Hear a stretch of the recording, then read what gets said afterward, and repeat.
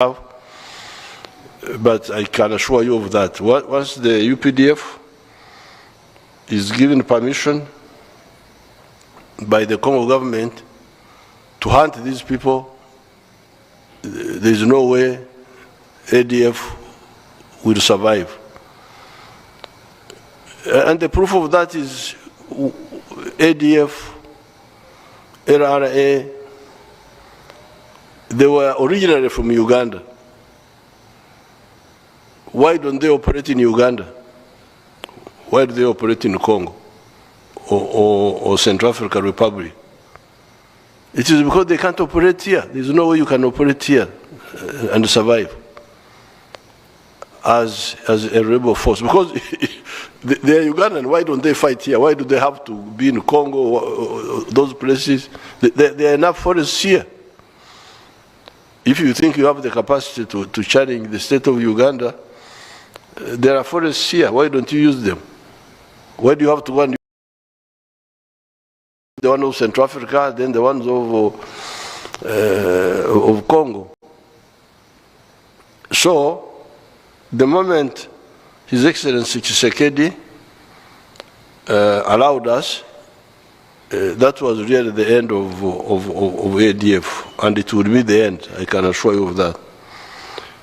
Now, we started operating in what our people call Sector 1 and Sector 2. These are the areas of Congo directly west of the Rwenzori Mountains and slightly to the northwest. And we have cleared ADF from those areas. With the Congo Army, we are working with the Congo Army, we are not working alone. We have cleared, that area is now totally clear.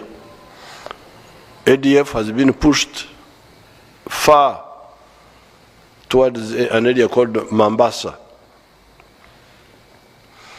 Now, we are engaging our Congolese brothers about what to do next. Because some of these concepts are not well known in some of these areas. Fortunately now, when I last met the Chief of Defense Forces of Congo here, just like a week ago, they have agreed to the concept of LDUs, because that can be the only problem. Once we have cleared ADF in what they call Sector 1 and Sector 2, the areas west of the Rwenzori, if we move forward to follow them where they are now, they can come back behind us and start causing trouble. That's why we need a local force to stay there. Make sure that they don't come back. Because we have the capacity to ensure that no force hostile to the government of Congo or to our government can congregate anywhere and survive. Congregate, come in numbers, 20, 30, 100. We have that capacity.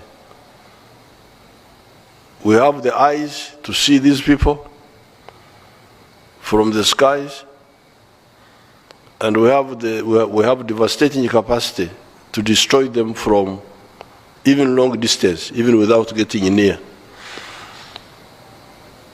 So, as long as the Congo government is allowing us to operate, there is no way the ADF will congregate in that area.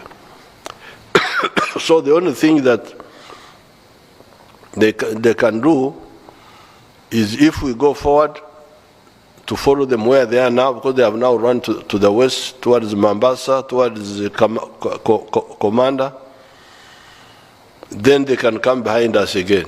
But fortunately, the Congo government we have shared with them our concepts here. The concept of the mobile forces to hunt the terrorists, the zone of forces to remain in the area so that in case anybody comes back, they are there.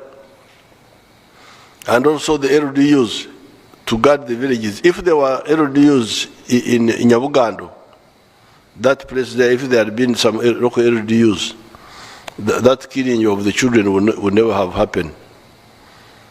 But we did not have LDUs in that area because it has been a peaceful area for a long time. Otherwise, if it becomes necessary, we shall put the LDUs. But it's not necessary. Now, when the attack happened on the children on the 16th of June, it was from this sector, what is called Sector 3, that is now the area south of the Rwenzori Mountains and west of Lake Edward. When you go from Mpondwe, the border towards Beni, part of that area is to the left, towards Lake Edward. Now that area, our people had not concentrated on it so much. There were some people there, but not a big number. But when they committed this atrocity, we concentrated on that area. We put new forces, and from that time, from the 16th of June, I can see here 18 ADF. No, but before I go there, I don't know whether you people have the picture of the Wananchi who have gone back to their villages in Sector 1 and Sector 2. That is when they were in refugee camps. But I want to show our people back in their villages.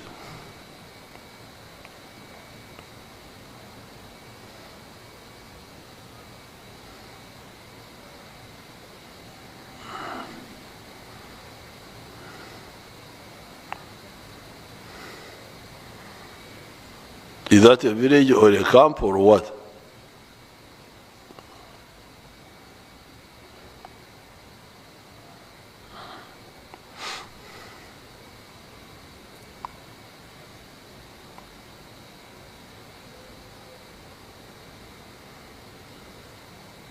Okay, they are selling some things.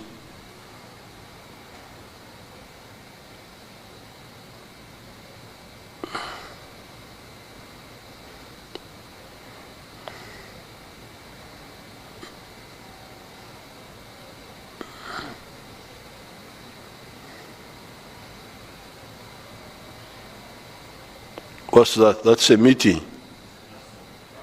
Hmm? A classroom. Oh, okay, okay. Okay, but you're going to get them even more moving ones. Next time, show them to the Wananchi, the videos, not just these nani. So the people in those sectors have gone back to their villages, and they are now harvesting their cocoa and so on. Now coming back to Sector 3, after the attack, we intensified operations there.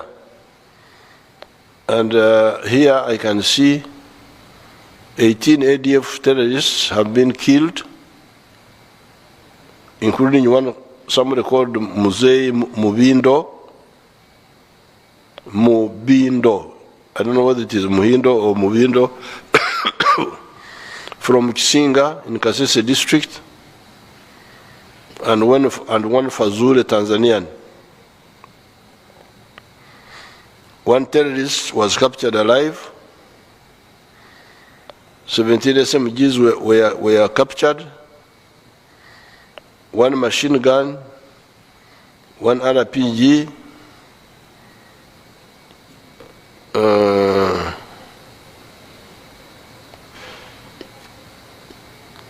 21 abductees have been rescued.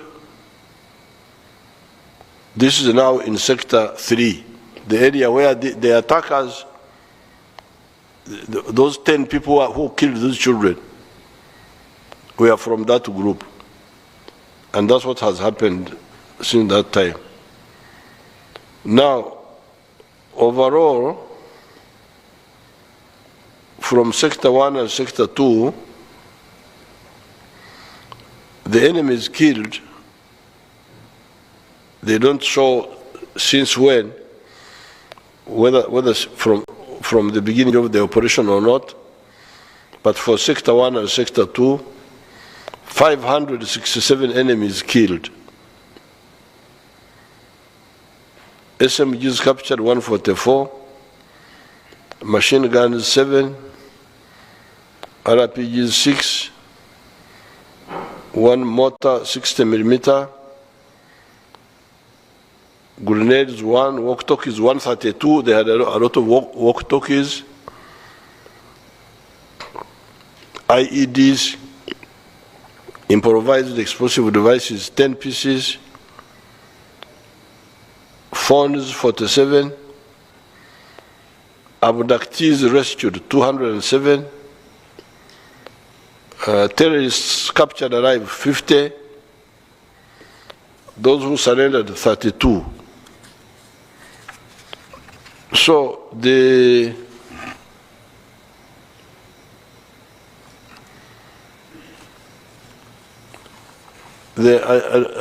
don't see the army people here because they are more involved. They should be able to inform you by making some of these people talk to you people, the captured, instead of me coming to tell you. The captured people should be the one to tell you, to tell the Ugandans. The abductees, the ones who have escaped. You know, the NRM and all its groups are always very weak in terms of information, in terms of informing people. Because why should Museveni be the one to come and talk about ADF? They are commanders who have been captured. Let them come and tell you, because I'm not ADF. Why am I the one talking about ADF and so on, as if I am? You should make the people who are involved to tell the story. You have the captured ADFs. You have those who have surrendered. You have the abductees. So they should be the one telling you the story, and the journalists asking them questions, and then they answer them, so that the whole population knows what's happening. Instead of keeping the war as if it's a secret for me and the commanders, and as if we are keeping a secret.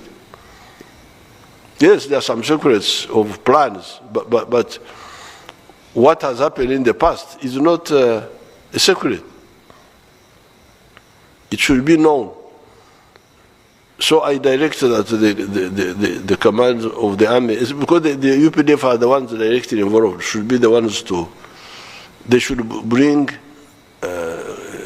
journalists and bring these people, the ones they are reading here, because I have their names here.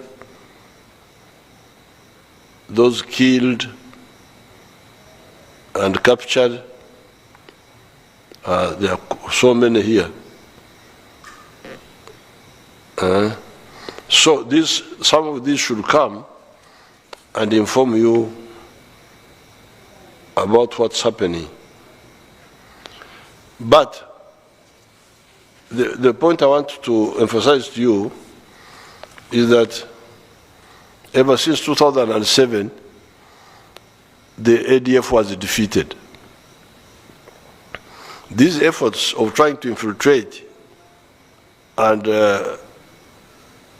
plant bombs and assassinate some people were really miscalculations by the ADF, and we are going to finish them. Now, regarding the bombs, the other day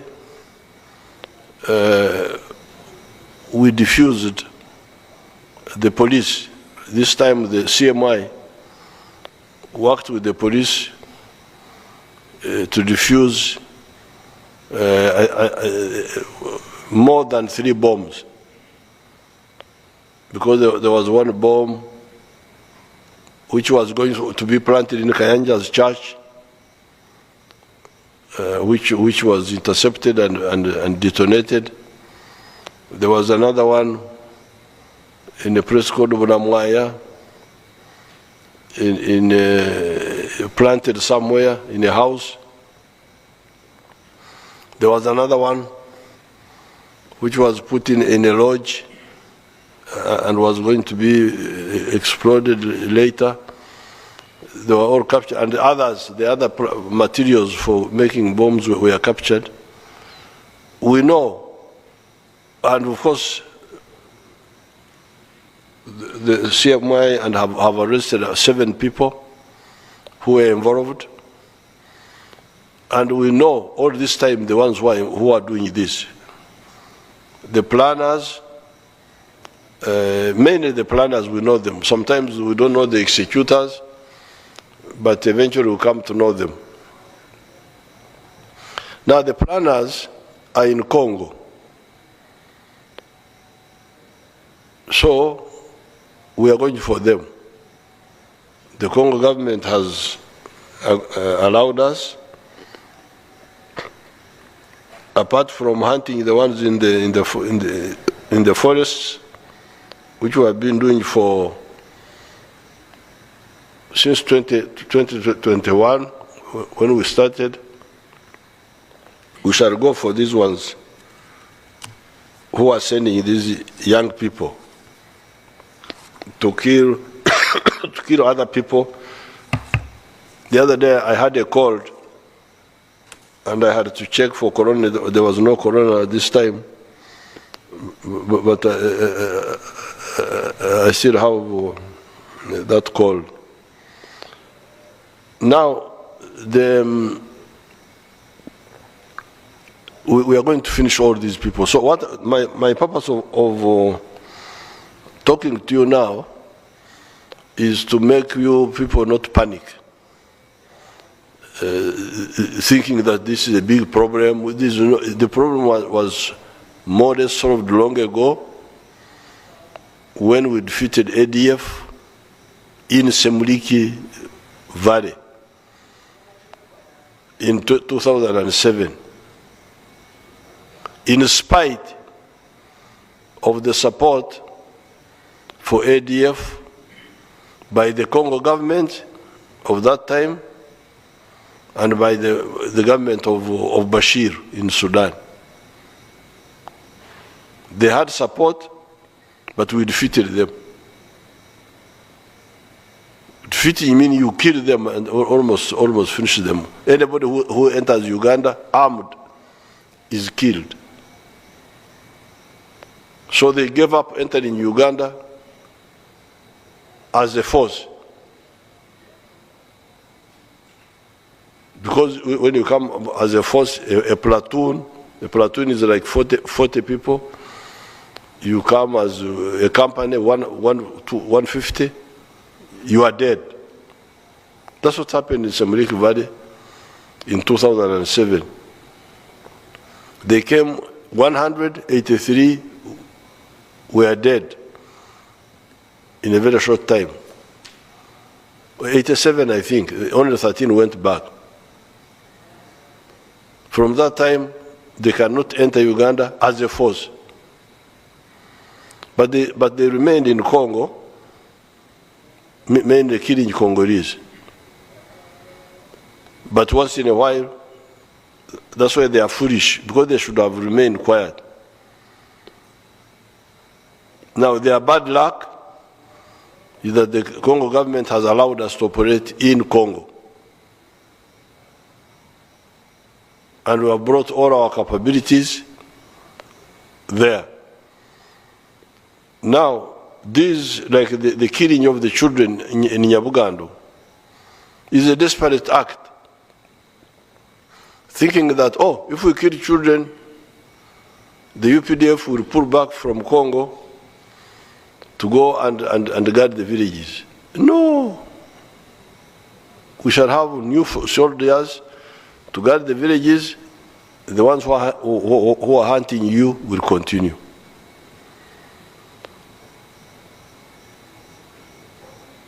The infiltration of these people who come who come and buy, because some of the materials they use to make these homemade bombs are ordinary chemicals on the market. Those chemicals are there. So what we need to do is to make anybody who has got that idea of using these chemicals to kill people to lose appetite for doing that. You do it, we kill you. The planner will die or will be captured and prosecuted, and so will the executor. So working with the Congo government, we are hunting these people, the ones who are sending, and because we know who they are. Therefore, I don't want anybody to start panicking and think that there is a big, insoluble problem.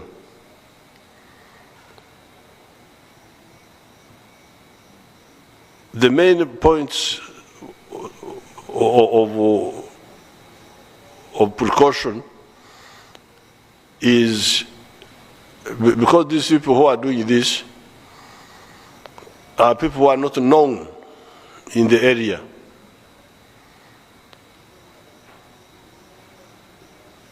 I think this is also a disadvantage for the ADF, because we have been hunting them, and many of them have either been killed or they have run away. Therefore, like in this case, the people they were trying to use were mainly new people in an area. And it's very easy to deal with that type of person. The other night, I sent a message to the Inspector General of Police, and the message was, don't allow, like in this case, they were targeting the churches. You wait for the people to go in the church, and you take a bomb there in a bag, and you leave it there, and then when you are out, you kill people. But this is if people are not alert. You can only, they are also quite stupid in their so-called. This is only when people are not alert. Because when we are alert, first of all, we are not going to allow anybody we don't know in our church. Like my church, I don't know your churches of Kampala, but like mine of Chamati, we know everybody by name. Oh, this is so and so, this is so and so, this is so and so. So, you come there, you are non-Chamati, you are not going to enter. Finish. We will get you even before you do anything. So Ugandans, as we are hunting these people in Congo, the authors, your job here is to see anybody you don't know and say, who are you? Police, come. Ugunoha. Onani. That's what actually caused the problems for them at Kayanja's place. Because I had alerted the police, I had sent a message to the police. You people, watch out. Anybody trying to go to the church, when he's not known in the area, challenge him. That's how we got them. Now, then, carrying bags containing explosives. You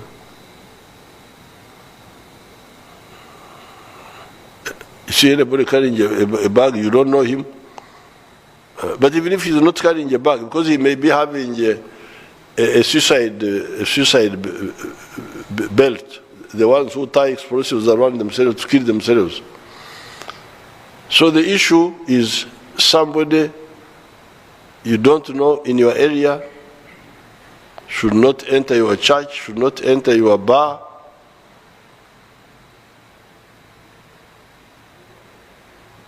Markets are more difficult, but the markets are more organized.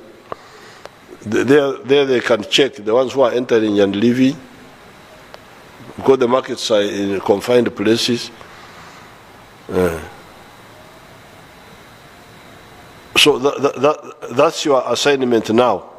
As we are hunting the other people there, your assignment is don't allow anybody you don't know to enter your church, to enter your mosque, without challenging, and not only challenging, but also contact the police. There is somebody here. There's somebody here we don't know in this area. Now, ADF, because we have been hunting them, many of them had run away. They are not known in their areas. They are using strangers in these areas. Now, for the hotels and the lodges, take particulars of people who come there. Make sure they show you their ID cards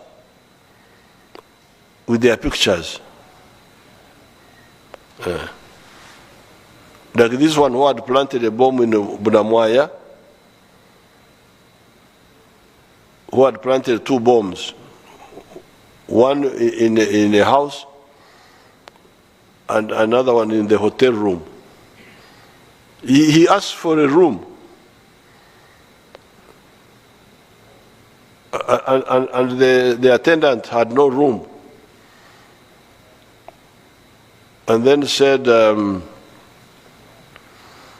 give me your phone. When I get the room, I'll ring you, when people vacate the rooms. So the terrorist gave her a wrong number. So when the girl got to the room, she rang the number. The number was in Chotera, belonging to an old woman. So we had to arrest the old woman, poor old woman, because her number was with the terrorists. But then the terrorists came back separately now without ringing, and found that the room was there. Then the girl said, but you gave me the number. When I rang, nobody picked. So, oh, the other man didn't answer. They're also not very clever.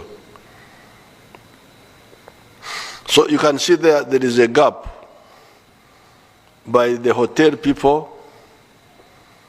and the landlords. Because remember, a terrorist must sleep somewhere in the night. You know, the one who is talking to you is a former, not terrorist, but because the question of where do you sleep is very, very serious. If you have got a smart group who tighten where people sleep, it's a problem for you. Because you must bring your card, your ID card with your picture, and the telephone numbers there.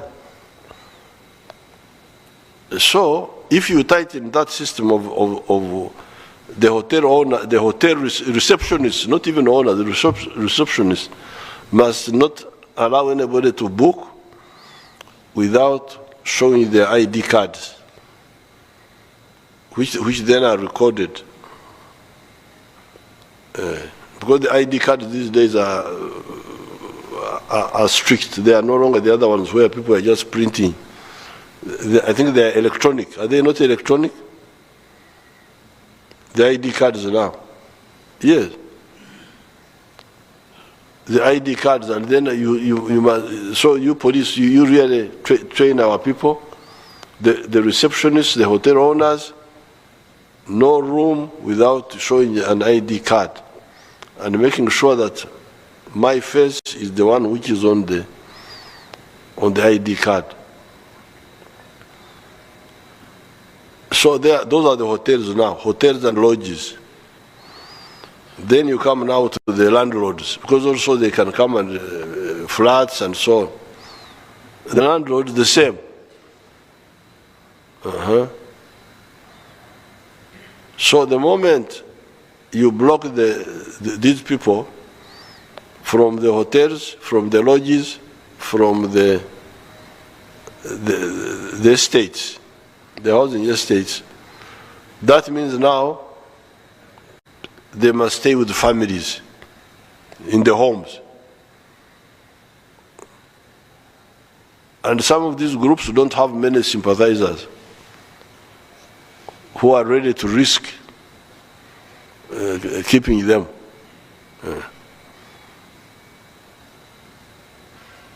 So therefore, we are hunting them in Congo. We shall get them. We are going to. We have been improving. We have been improving methods of detection. But in the meantime, this is what I ask the population to do. Number one, no strangers entering your church, please. Anybody whom you don't know in the area must be challenged and isolated and reported to the police. Nobody should enter your bar, because you drinkers, you know one another.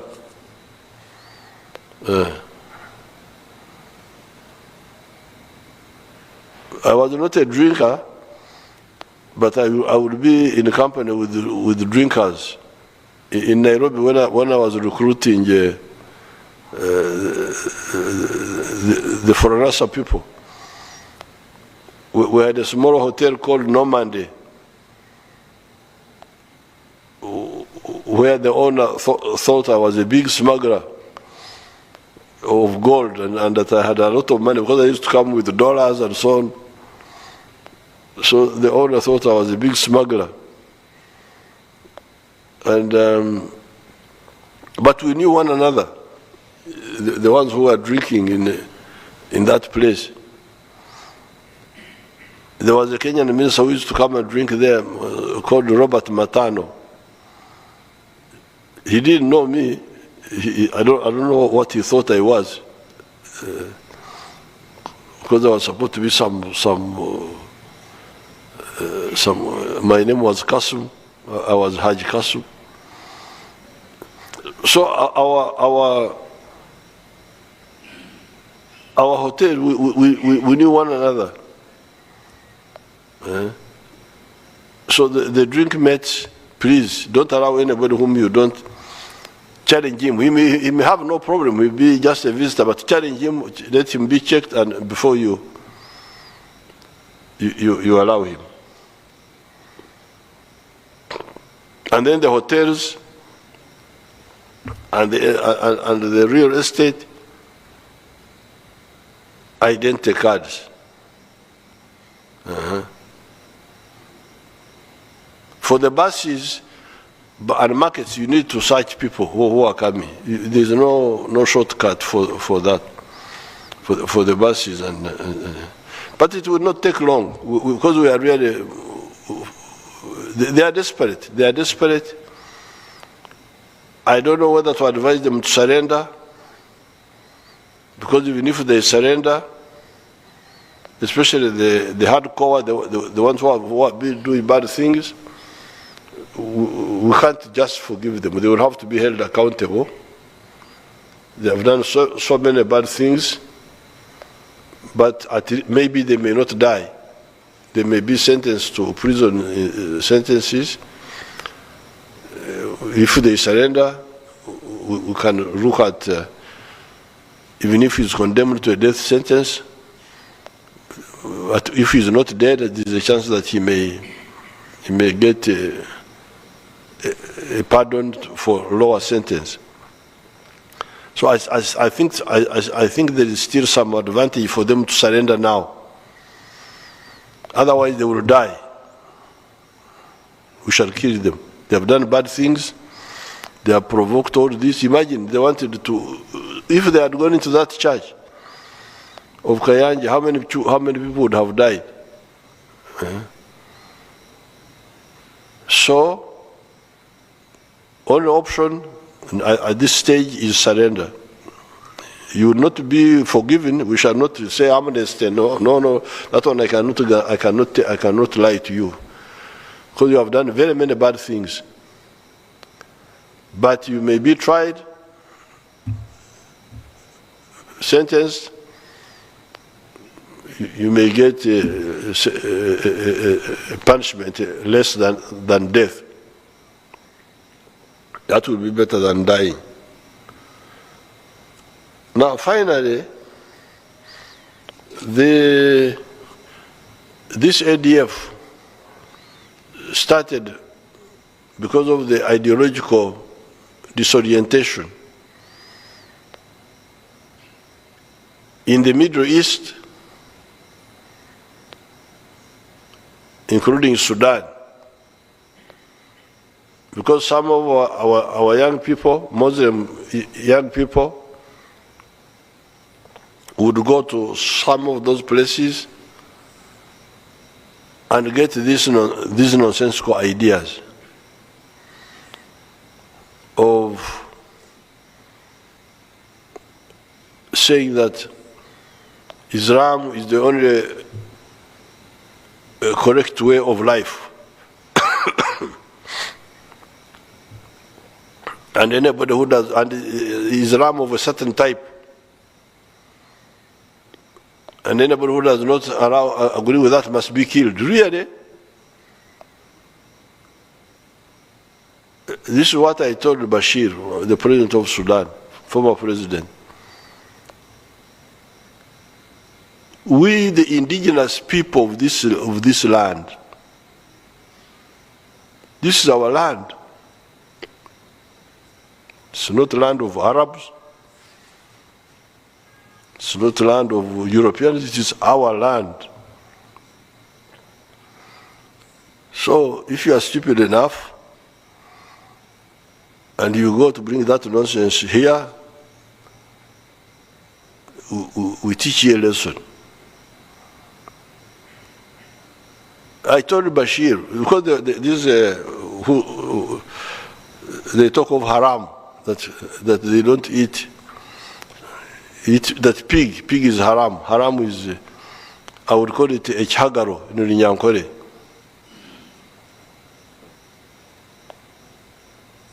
I told Bashir, General Bashir, please, My list of haram is much longer than yours. Because for you are saying that pig is haram. Me, I say pig is haram. I'm a Mnyankore. Private bag, Mbarara. Ntunga, I'm not even Mbar. Yeah. Private bag, I don't have post office number. We had private bag just, our letters would go through the sub-county. But we are the owners of this land. This Ntungamo, this Bunyoro, we are the people of this area. Too bad for you. If you don't like us, stay where you are. So don't go on. So I told Bashir, you say that pig is haram. Me, I say pig is haram. Fish is haram. I don't eat fish. Fish is haram. I don't eat chicken because when you eat chicken, you become unstable. Chicken is a chungu, is a bad. I don't eat mutton. I don't eat all those things. So my list of haram is much longer.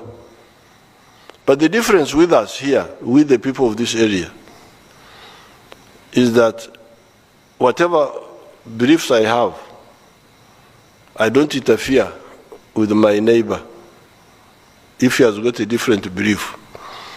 For instance, although Banyankore were not eating chicken, but they were keeping chicken for the traditional religious ceremonies, Okuragura. But when your Muganda friend, Ore Mukochi, Ore Mzuba from Tanzania, came, you people, you eat chicken, you take this chicken and eat it. This is our culture here. You live and let live. You have your own way, everybody knows it, but I don't interfere with your way of life, you don't interfere with my way of life.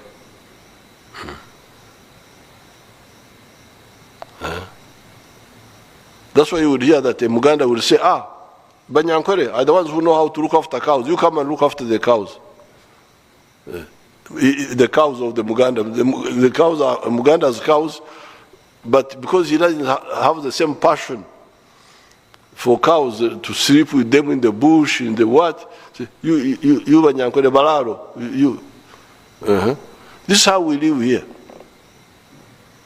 So if they are idiots who go and pick that nonsense from Arabs and the Pakistanis and all that, you go and become a Pakistani.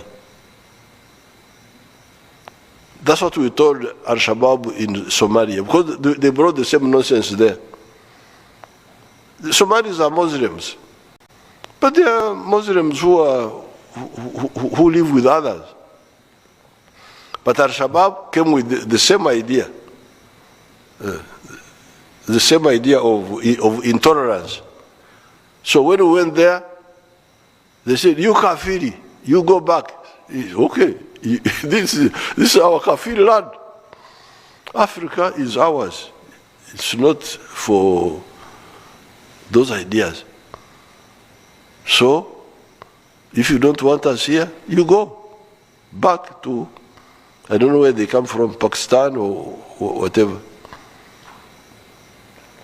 So, fortunately, many of the Muslims are against this. Our Muslims, many of them are against. But those who got caught up, their only chance to come out is now. Because we are not going to wherever they go. In Congo, we are following them. Sometimes they run to South Africa. Those are our allies. Once we get enough information, we shall catch you there in South Africa. Tanzania, Kenya, you have nowhere to go. Yeah. Maybe you go to Europe, because Europe sometimes they go and if you go and become a homosexual, then they can keep you there. But here in Africa, the only chance you have is surrender and go to jail, but you may not die. So I thank you, the Ugandans. Don't panic. This is the tail end of the ADF. It's not the beginning, it is not the expansion, it is not the growth. I saw members of parliament panicking. I saw them on the TV, panicking, what? There was somebody from Bugabura. These people may come to Bugabura, they may go where, what? No, this is the tail end. We are hunting them.